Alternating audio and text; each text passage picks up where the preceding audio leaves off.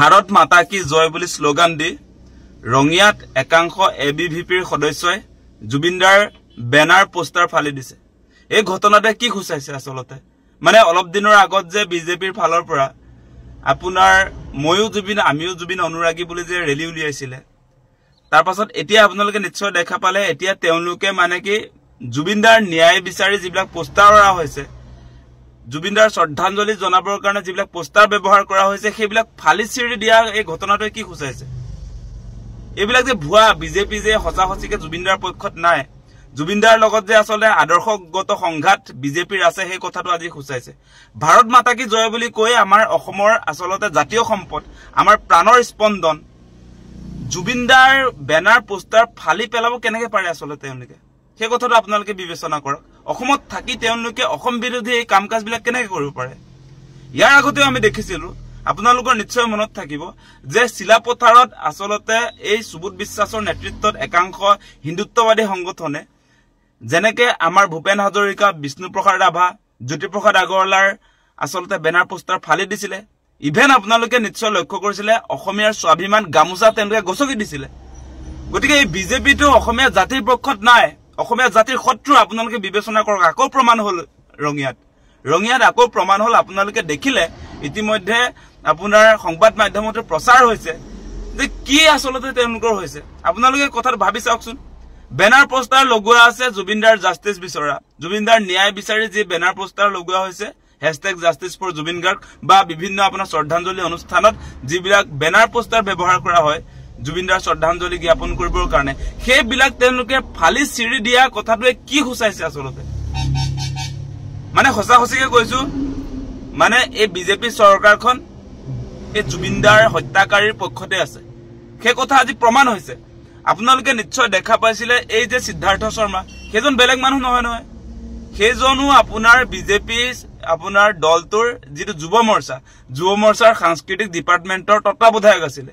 গতিকে সেই সিদ্ধাৰ্থ শৰ্মাহঁতৰ বাহিনী এই কামটো কৰিছে। আজি সিদ্ধাৰ্থ শৰ্মাহঁতৰ লগৰীয়া বিলাকে আজি জুবিনদাৰ বেনাৰ পোষ্টাৰ ফালি দিছে সেই কথা আমি কবলৈ বাধ্য আজিৰ দিনটোত যেহেতু আপোনালোকে দেখিছে এবিভিপিটো বেলেগ নহয় এবিভিপি হৈছে ভাৰতীয় জনতা পাৰ্টিৰ একেবাৰে আসলতে তেওঁলোকৰ মানে আটাইতকৈ মৰমৰ এটা ছাত্ৰ সংগঠন।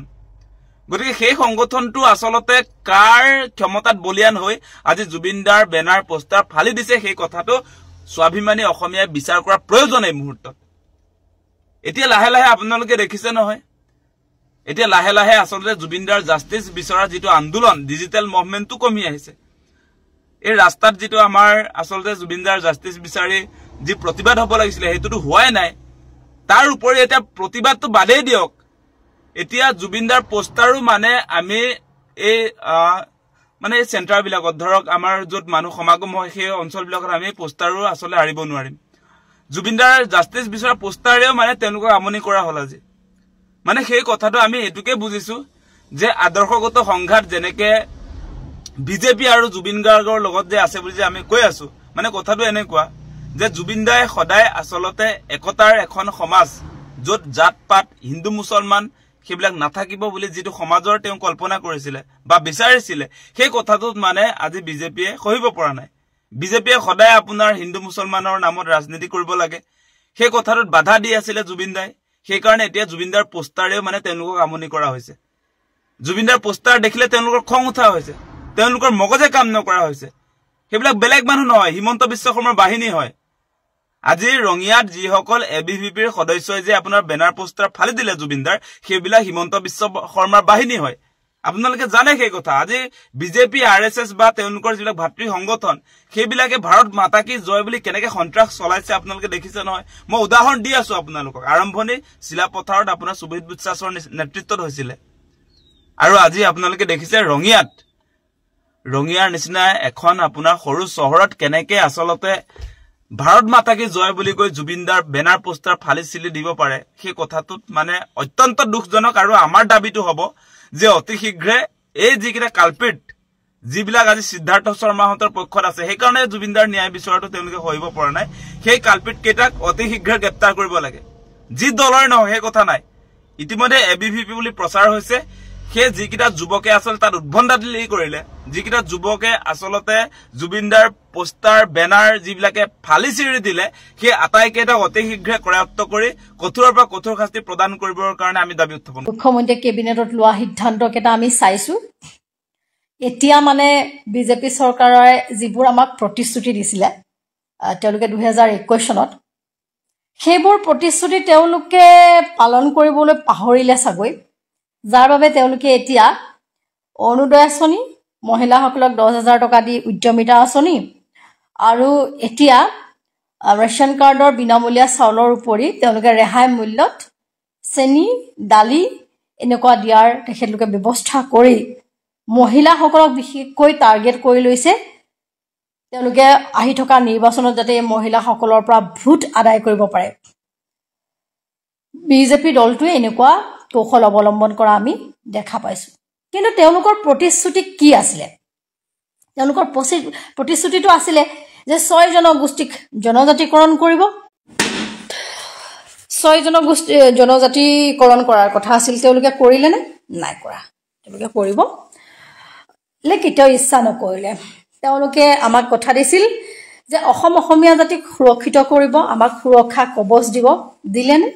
দিব নোৱাৰিলে। আমাৰ জাতি মাটি ভেটি তেওঁলোকে ৰক্ষা কৰাৰ কথা কৈছিলে। তেওঁলোকে ৰক্ষা কৰিব পাৰিলেনে? আমাৰ জাতিটো ঠান বান কৰি দিলে, আপোনালোকে সকলোৱে দেখিছে। তাৰপিছত আমাৰ যি ভেটি জনজাতীয় এলেকাই হওক বা বাকীবোৰ লোকসকলৰ পৰাই হওক মাটিবোৰ কাহি পানীৰ দৰত পুঁজিপতিসকলক দি থকাৰ ব্যৱস্থা আমি দেখিছোঁ। তেওঁলোকে আমাক কথা দিছিল বছৰি 2 লাখকৈ চাকৰি দিব মুখ্যমন্ত্ৰী ডাঙৰীয়াই। আমি এতিয়া এইবিলাক কথা পাতিছোঁ, আমাৰ ইয়াত এতিয়া নেটৱৰ্কৰ শ্ল' হৈ যাব, বহুত কিবা কিবি হ'ব, মই সেইকাৰণে আগতীয়াকৈ কৈ লৈছোঁ। কিন্তু তেওঁলোকে আমাক কি লাগে, মই এটা কথাই বুজাবলৈ আহিছোঁ যে আপোনাৰ মূৰৰ ওপৰত ঋণৰ বোজা জাপি দি এই চৰকাৰখনে অনাগত দিনকেইটাত প্ৰায় 2 লাখ কোটি টকাৰ ঋণত আমাক ঋণগ্ৰস্ত কৰিবলৈ এই চৰকাৰখনে গৈ আছে। খুব কম দিনতে 2 লাখ কোটি টকাৰ ঋণ হ'ব। ইমানখিনি ঋণটো আমিয়ে পৰিশোধ কৰিব লাগিব, আপুনি আমি সকলোৱে। এনেকুৱা এটা ঋণত আমাক মানে ৰাখি থৈ তেওঁলোকে মহিলাসকলক টাৰ্গেট কৰি লৈছে। এতিয়া সকলোৱে আমি চিন্তা কৰিব লাগিব যে আমাৰ সতি সন্ততিসকলক এটা চাকৰি লাগে নে সেই চাকৰিৰ গোটেই পথবোৰ বন্ধ কৰি আমাৰ মাতৃ সমাজক এই বিনামূলীয়া বা ৰেহাই মূল্যত বস্তুবোৰ লাগে। এখন ঘৰত যেতিয়া এটা চাকৰি দিব, সেইখন ঘৰত কোনো কাৰণত বিনামূলীয়া বা ৰেহাই মূল্যত এনেকুৱা ৰেচনৰ বস্তু নিদিলেও হৈ যায়। কিন্তু তেওঁলোকে এই যে NRHMত যেনেকৈ কংগ্ৰেছ চৰকাৰৰ দিনত চাকৰিৰ সৃষ্টি কৰি পেলাই নিয়োগৰ ব্যৱস্থা কৰিছিল, সেইবোৰ আছে নেকি এতিয়া? নাই। শিক্ষা ব্যৱস্থাটোত সকলোতকৈ বেছি 2টাই ডিপাৰ্টমেণ্ট আছে, যি 2টা ডিপাৰ্টমেণ্টত জৰিয়তে মানে চাকৰিৰ নিযুক্তিকৰণ কৰিব পাৰি। শিক্ষা বিভাগ, স্বাস্থ্য বিভাগ। আজি শিক্ষা বিভাগক এফালৰ পৰা তেওঁলোকে নিউ এডুকেশ্যন পলিচিৰ নামত সেই ঢাকটোল বজালে, কিন্তু শিক্ষা বিভাগটো আজি এনেকুৱা এটা পৰ্যায়লৈ লৈ গ'ল। আপোনালোকে দেখিছে কিমান হাজাৰ স্কুল বন্ধ কৰিলে। স্কুল বন্ধ কৰি দিয়া মানে সেই পদটো বিলুপ্তিকৰণ ঘটোৱা। এই কথাখিনিকে বহুত সচেতন মহলেও আচলতে নুবুজায়। তাৰমানে আপোনাৰ মোৰ উঠি অহা সন্তানবিলাকৰ চাকৰি লাভ কৰাৰ যি সম্ভাৱনা, সেই সম্ভাৱনা এই চৰকাৰখনে মষিমূৰ কৰি দিছে, শেষ কৰি দিছে। তাৰ বিনিময়ত আমাৰ মহিলাসকলক টাৰ্গেট কৰি কি কৰিছে তেওঁলোকে? চাউল, দালি, আপোনাৰ চেনি, ঠিক আছে, চেনি 1 কেজি, দালি 1 কেজি এখেতলোকে ৰেহাই মূল্যত দি দিলে, মানিছোঁ। কিন্তু আপুনি মোক কওকচোন, এখন 4জনীয়া 5জনীয়া পৰিয়ালত, এখন ঘৰততো 4-5জন মিনিমাম থাকেই, 1 কেজি চেনিয়ে হ'ব পাৰে নেকি? মাহটোত যাবনে 1 কেজি চেনিয়ে? কেইদিন যাব? 1 কেজি চেনি যেনিবা আপুনি ৰেহাই মূল্যত পালে, বাকী চেনিখিনিতো আপুনি বহুত দামতেই কিনিব লাগিব। তো চৰকাৰখনৰ এই টুপখিনি আমি কেতিয়া বুজি পাম? সেই কথাটো বহুত ডাঙৰ কথা। বিপ্লৱ শৰ্মাৰ কমিটিৰ প্ৰতিবেদন তেওঁলোকে দাড়ি কমা নৰখাকৈ আখৰে তেওঁলোকে পালন কৰাৰ কথা আছিল। কৰিব পাৰিলেনে? নোৱাৰিলে, নকৰিলে। তেওঁলোকে বিদেশী খেদাৰ কথা আছিলে, অবৈধ বাংলাদেশীক তেওঁলোকে বহিষ্কাৰ কৰাৰ কথা আছিল। ক'তা NRCৰ জৰিয়তে 19 লাখ যি চিনাক্তকৰণ হ'ল, 19 লাখৰ 19 লাখ তেওঁলোকে বহিষ্কাৰকৰণ কৰিব পাৰিলেনে? যিজন চৰকাৰৰ যিজন মুখ্যমন্ত্ৰীয়ে 19 লাখ বাংলাদেশী 19টা বাংলাদেশীকো খেদিব পৰা নাই সেই মুখ্যমন্ত্ৰীৰ মুখত ননসেন্স আমি থাৰ্ড ক্লাছ কথাবোৰ যেতিয়া ওলাব তেতিয়া সবেই সহ্য কৰিবলৈ টান পায়তো আমিও টান পাওঁ কাৰণ আমি কথাবোৰ খুব সূক্ষ্মভাৱে আমি পৰ্যবেক্ষণ কৰি চাই আহিছোঁ আজি অসমখনত নাই কমেও 45-46 লাখ নিবনুৱা যুৱক যুৱতী আছে এই যুৱক যুৱতীসকলক তেওঁলোকে এনেকুৱা এটা ব্যৱস্থা লৈছেনে যে ক'ৰবাত 25-30 হাজাৰকৈ ফিক্স পে কৰি হ'লেও তেওঁলোকক ক'ৰবাত নিয়োগৰ ব্যৱস্থা কৰিছে কংগ্ৰেছৰ চৰকাৰে কৰিছিলে পঞ্চায়তবিলাকতো তেওঁলোকে পদৰ সৃষ্টি কৰি 25-30 হাজাৰ ফিক্স পে কৰি তেওঁলোকে নিয়োগ কৰিছিলে NRHMত কৰিছিলে এডুকেশ্যন ডিপাৰ্টমেণ্টত কৰিছিলে এই যে টেট টিচাৰবোৰ তেতিয়া খুব নাক ৰগৰি এছামে কৈছিলে নাই হিমন্ত মামাইহে দিছে হিমন্ত মামাই বাপেকৰ ঘৰৰ পৰা একেবাৰে গোটেই বিত্তীয় বিভাগটোৰ বিত্তীয় অনুমোদন দিছে যে হিমন্ত বিশ্বৰ বাপেকে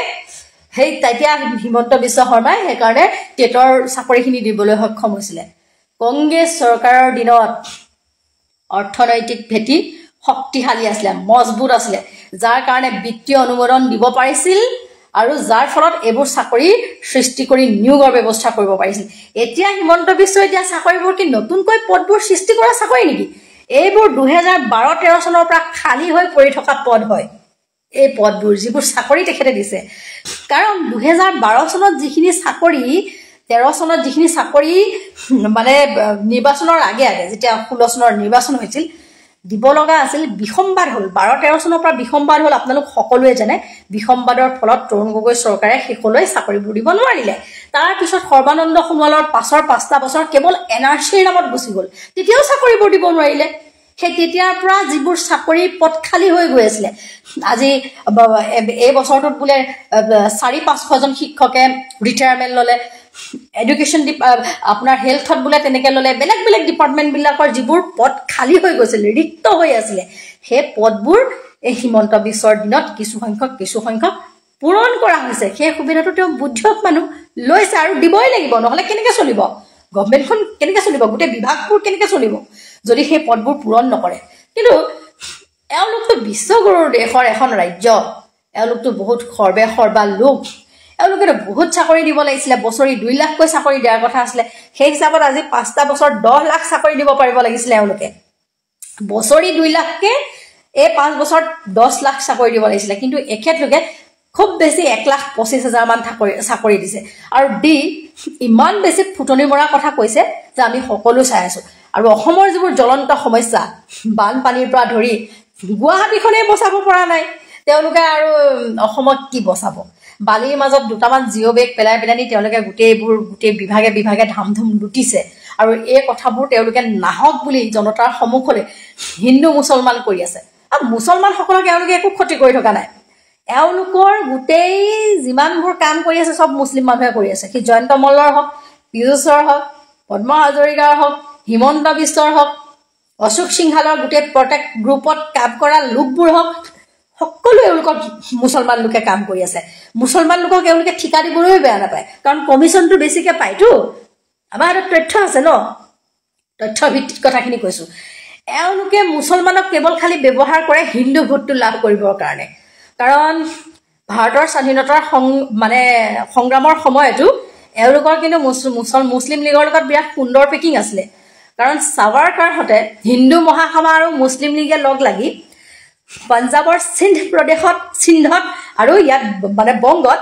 এওঁলোকে কিন্তু মিলিজুলি চৰকাৰ গঠন কৰিছিলে এই যে ধৰ্মৰ আধাৰত যে দেশখন বিভক্ত হ'ব লাগে পাকিস্তান আৰু হিন্দুস্তান ইয়াৰ মূল বক্তাজনেই আছিলে সাৱাৰকাৰ 1938 চনত তেওঁলোকে কৈছিলে যে ধৰ্মৰ ভিত্তিত দেশখন বিভাজন হ'ব লাগে পাকিস্তানত মুছলমানসকলে শৰীয়তৰে তেওঁলোকে শাসন কাৰ্য চলাব আৰু হিন্দুস্তানখনত এওঁলোকে মনোবাদী ভাৱধাৰাৰে এওঁলোকে চলাব কিন্তু এওঁলোকৰ সেই সপোন পূৰণ নহ'লে যিসকল প্ৰগতিশীল লোক আছিলে হিন্দু মুছলমান সেইসকলে এওঁলোকৰ সপোনটো পূৰণ হ'বলৈ নিদিলে এওঁলোকৰ এটা বিৰাট ক্ষোভ থাকি গৈছিলে সেই ক্ষোভটো বৰ্তমান এতিয়া পালন কৰি আছে গতিকে এওঁলোকৰ হিন্দু আৰু একাংশ মুছলিম এওঁলোকৰ খুব ভাল বন্ধু আছে একাংশ মুছলিম দেই মই সকলোকে কোৱা নাই যেনেকৈ বদৰুদ্দিন আজমলৰ যোনটো টীম অৱেচিৰ যোনটো টীম এওঁলোকৰ লগত সাতগাঁত আছে এওঁলোক নহ'লে তেওঁলোক জীয়াই থাকিব নোৱাৰে, তেওঁলোক নহ'লে এওঁলোক জীয়াই থাকিব নোৱাৰে। কিন্তু প্ৰগতিশীল মুছলিমসকল বেলেগ, যেনেকৈ প্ৰগতিশীল হিন্দুসকল বেলেগ।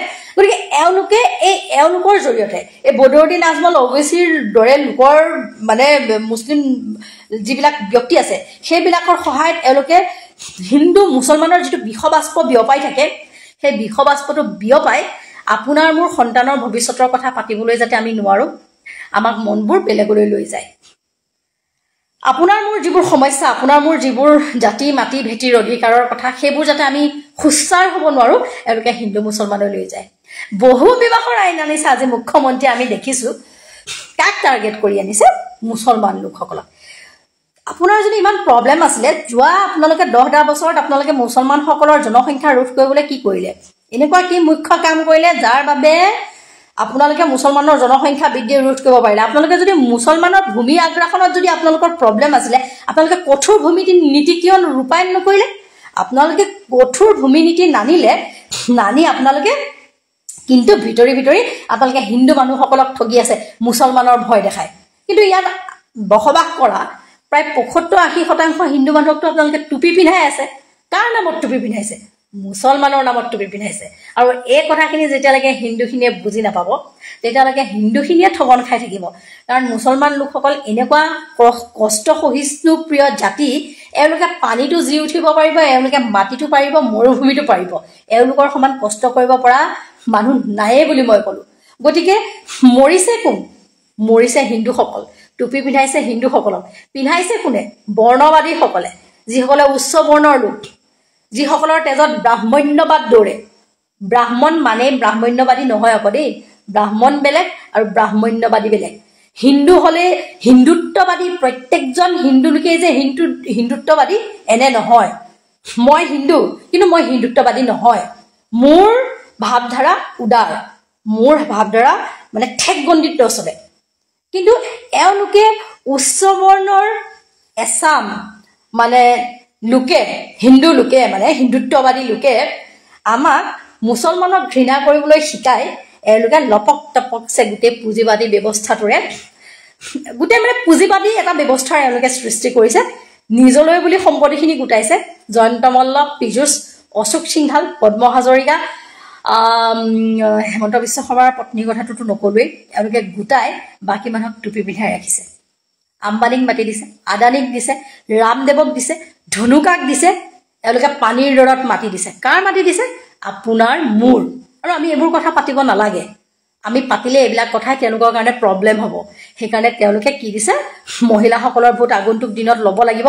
সেইকাৰণে তেওঁলোকে এতিয়া মুছলমানসকলক টাৰ্গেট কৰি জাহান তাহান কথা কৈ এফালে মহিলাসকলক হিতাধিকাৰী আঁচনিত অন্তৰ্ভুক্ত কৰি বাকী আমাৰ এছাম মানুহক এনেকৈ ছাইডলৈ কৰি দিছে। তহঁতে যিমান বকি থাক, একো আমাৰ গাত নালাগে। মিডিয়াক ফুল কব্জা কৰি লৈছে। বাকী আমি কিমান মানুহে মাতিম? আমাৰ পহুচ কিমান? আমাৰ কিমান দূৰলৈকে আমি যাব পাৰিম? সেইটো হৈছে এওঁলোকৰ পলিচি। যিয়ে যিমান বুজি পাব সিয়ে এই কথাখিনি বহলকৈ লিখিবলৈ চেষ্টা কৰক। মই হয়তো কওঁতে সজাই পৰাই ক'ব জনা নাই।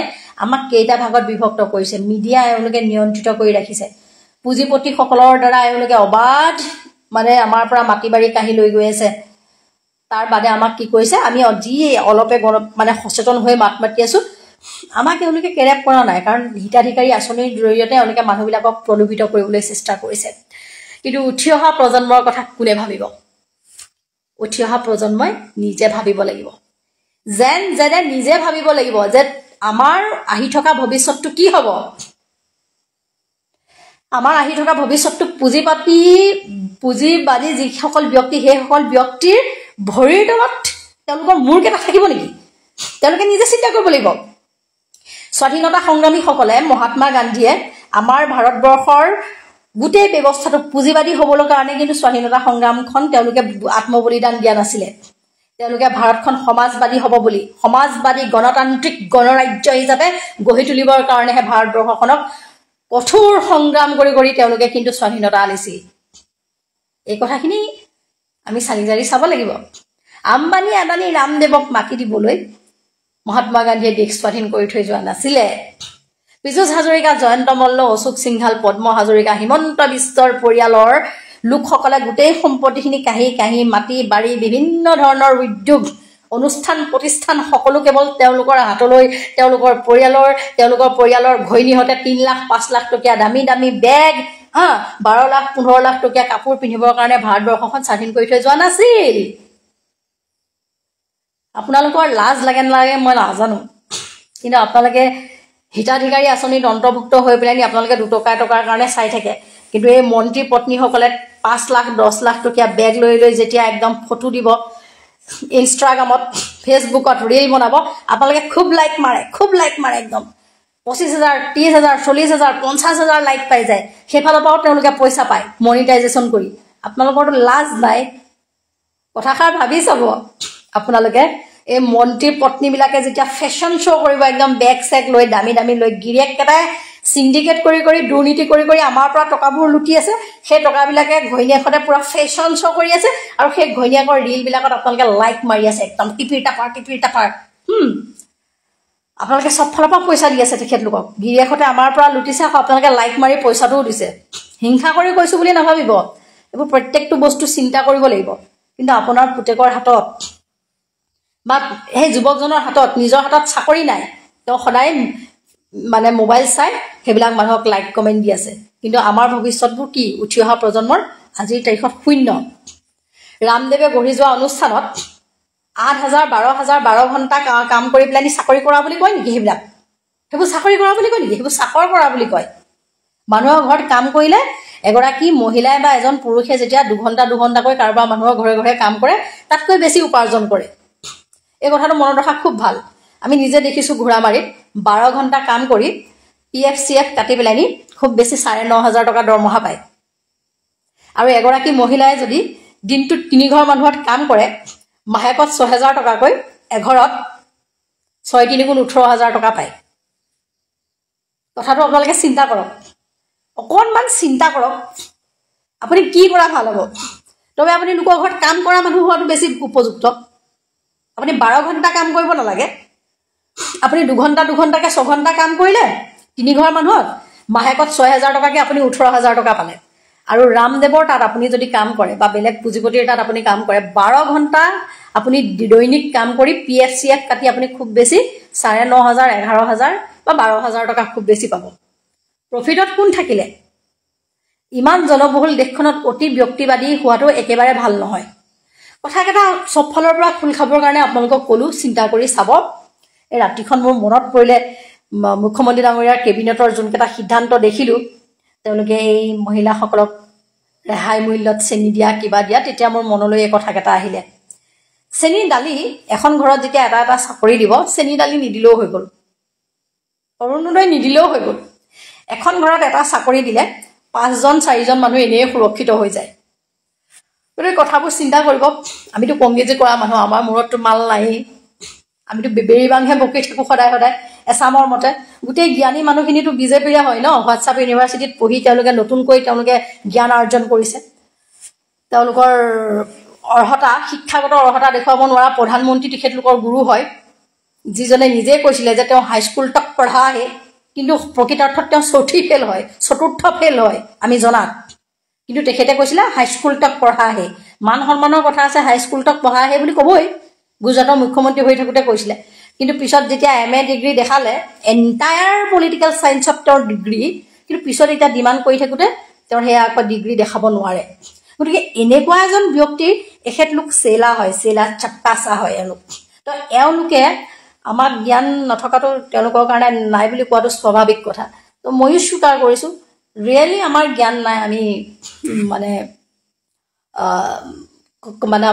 আমি কম মগজৰ মানুহ কিন্তু যিকেইটা বুজি পাইছোঁ ভালকৈ বুজি পাইছোঁ আৰু সেইকেইটাই আপোনালোকক বুজাব চেষ্টা কৰিছোঁ নুবুজাটো আপোনালোকৰ কথা আমাৰ কোৱাৰ দায়িত্ব 2026 চনৰ যেতিয়ালৈকে ভোটদান হৈ থাকিব তেতিয়ালৈকে আমি বুজাই গৈ থাকিম সেইটো আমাৰ কৰ্তব্য তাৰপিছত সিদ্ধান্ত আপোনালোকৰ আমি এনেকৈ খাই আছোঁ খাই থাকিম মৰিবলৈও ভয় নাই কিন্তু উঠি অহা যি 35-45 লাখ নিবনুৱা আছে সেইসকলৰ কথা কোনে ভাবিব আৱাজ উঠাব লাগিব বাকী সমস্যা বাদেই দিলোঁ বানপানী কিবা কিবি এইবোৰ চব বাদ দিলোঁ নিবনুৱা সমস্যা ভয়াৱহ হৈ আহিছে ইতিমধ্যে আপোনালোকে আকাশ জলেদা আৰু ফেচবুক লাইভ যোগে ৰূপা কলিতা বাইদেউ বহুখিনি কথাই ক'লে তেওঁলোক দুগৰাকী কথাখিনি আপোনালোকে শুনিলে হয়তো বহুখিনি কথাই গম পাইছে যে ৰাজ্যত কেনেকুৱা পৰিস্থিতিৰ সৃষ্টি হৈছে। আকাশ চলিহাই যিখিনি কথা কৈছে সম্পূৰ্ণ শুদ্ধ কথাই কৈছে, কাৰণ জুবিন দাৰ বেনাৰ পোষ্টাৰ যে ফালি দিছে এই কালপিতকেইটা, সেইকেইটা কিন্তু কম নহ'ব। সঁচাই কিন্তু কেনেকুৱা ধৰণৰ ৰাজনীতি কৰিছে মানুহে কিন্তু ধৰিব পাৰিছে। আৰু আকাশ চলিহাই বিৱৰি কৈ দিছে যে কাৰ প্ৰবঞ্চকৰ কাৰণে আজি এনেকুৱা ধৰণৰ পৰিস্থিতি হৈছে, কাৰ বলি হৈ পিনি আজি এনেকুৱা কাম কৰিবলৈ বাধ্য হৈছে, সকলোখিনি কথা কিন্তু মানুহে ধৰিব পাৰিছে। ন্যায়ৰ হকে আজি জুবিন দাৰ ন্যায়ৰ হকে সকলোৱে মাত চাই আছে, ন্যায়ৰ হকে প্ৰতিবাদত নামি আছে। আৰু একাংশই কি কৰিছে দেখিছেনে, জুবিন দাৰ বেনাৰ পোষ্টাৰ ফলাক লৈ পিনি কেনেকুৱা ধৰণৰ ৰাজনীতি হৈ আছে। আৰু আনফালে ৰূপাকলি বাইদেউ সকলোখিনি কথা আপোনালোকক কৈছে যে ৰাজ্যত চৰকাৰে দাইল চেনি আৰু মিঠাতেল দি পিনি ভোট বিচৰাৰ যিটো প্ৰবঞ্চক কাম কৰি আছে সেয়া কিন্তু সকলোৱে মানি ল'ব পৰা নাই। সকলোখিনি কথা বিৱৰি কৈছে, সকলো ৰাইজে ধৰিব পাৰিছে। হয়তো ৰাইজৰ লাহে লাহে সকলো গম পাই আছে, ৰাজ্যৰ পৰিস্থিতি কেনেকুৱা হ'বলৈ ধৰি আছে সকলোৱে গম পাই আছে। যদি এই ভিডিঅ'টো গুৰুত্বপূৰ্ণ বুলি ভাবিছে ভিডিঅ'টো সকলোৰে মাজলৈ আগবঢ়াব, লাইক এটা কৰিব, আপোনালোকৰ মতামত কমেণ্টৰ যোগে জনাবলৈ নাপাহৰিব। ভিডিঅ'টো সম্পূৰ্ণ চোৱাৰ বাবে সকলোকে বহুত বহুত বেছি ধন্যবাদ থাকিল।